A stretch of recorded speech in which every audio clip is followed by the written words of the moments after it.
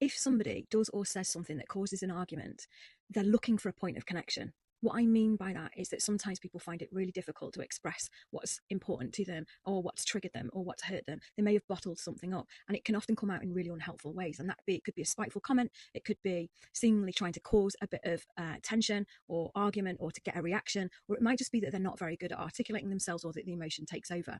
What we need when those moments happen to us and we're perhaps being quite unhelpful in how we're communicating it is validation and not a pushback. Now, the problem is when somebody behaves in a certain way towards us that seemingly starts to cause some sort of conflict or friction or an argument, it triggers us as well because it feels personal, right?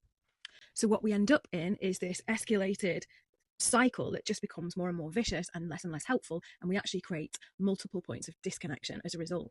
And the challenge then is you've got two or more people that are feeling disconnected, who are feeling hurt, who are feeling triggered, who are breaking down the trust bonds between them or not building them in the first place. And things never ever get better. And we hold on to that pain and carry it with us throughout that relationship and throughout whatever other relationships we have. And we don't communicate through it. So what do we do instead? Well, when somebody's doing something that's unhelpful to us and seems like they're trying to do it to spite us or they're just being really uncooperative, actually what they're really looking for is validation. And as my good friend Neil, the empathy coach, will tell you, validation is a huge big deal in avoiding conflict and building really healthy relationships.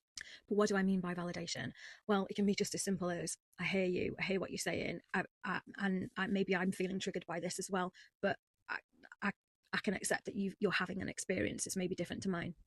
That doesn't mean you have to agree with how they're behaving or even how they feel. What we're asking for is that you accept that they feel something. And you would be amazed at how easily that dynamic, that energy can change between those two people if you demonstrate validation.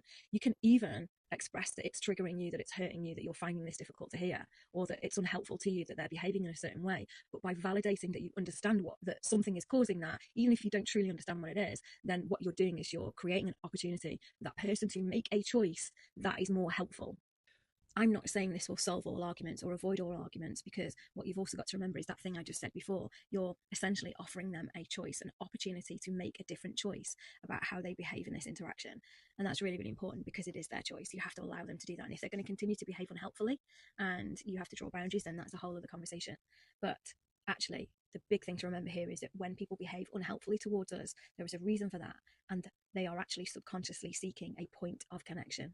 And we have a choice about whether we want to take that opportunity to connect further with them and deepen that relationship, or whether we want to create a point of disconnection.